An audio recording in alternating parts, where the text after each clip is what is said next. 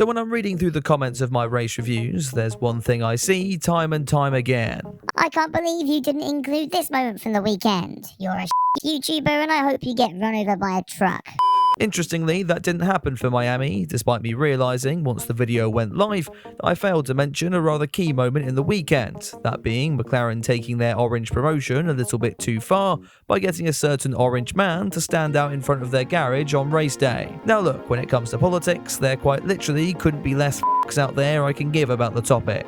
Quite frankly, I couldn't care less about anything including the word, and yes, that includes being politically correct, but hopefully you've figured that one out by now. That said, is this okay? Of course, we know Trump is currently embroiled in a whole load of shit at the moment, but that's not even relevant here. Formula One have been fairly clear with how they view political statements in the past. Cast your minds back to the start of last season, where the FIA sent teams a 3-page document outlining how any political movement by a driver would lead to said driver being castrated in front of the world's media and forced to spend a year in isolation with Nikita Mazepin. Okay, in reality, it prevented, quote, political, religious and personal remarks made without prior approval. That followed the Black Lives Matter campaigns promoted by several members of the paddock, most notably Lewis Hamilton since 2020. And regardless of your views on that, you have to concede that the wording above was particularly vague, and soon enough the FIA were forced to ease up on the rule, adding that political statements would only be allowed in exceptional circumstances and with 4 weeks prior notice.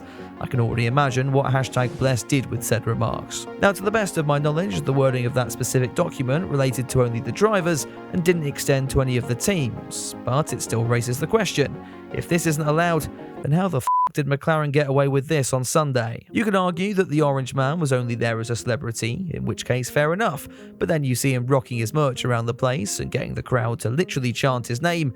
This so close to election time in the States just makes me feel more conflicted. That said, it's not the first time a controversial political figure has set foot in the paddock. I mean, just go back a handful of years and Lewis Hamilton was shaking hands with Putin of all people, and a few years before that they chucked the guy in one of the actual race cars.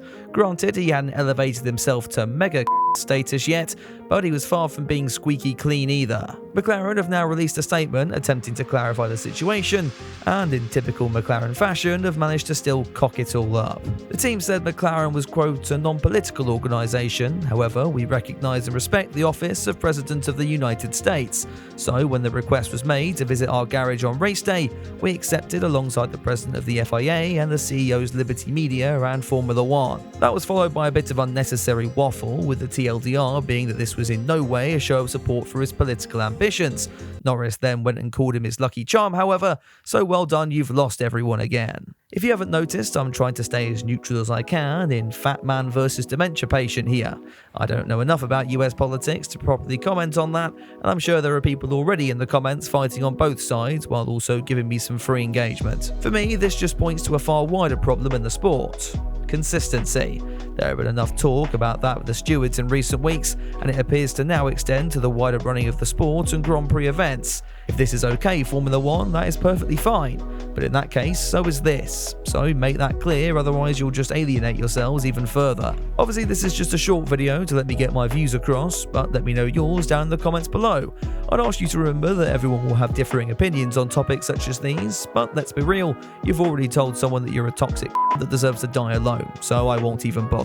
If you enjoyed these shorter opinion pieces, let me know by dropping this video a like and getting subscribed for more in the future. One last thing before I do go, I'm trying to get my Instagram up to 2,000 followers, so I'd really appreciate if you check that out for behind the scenes updates using the link in the description down below.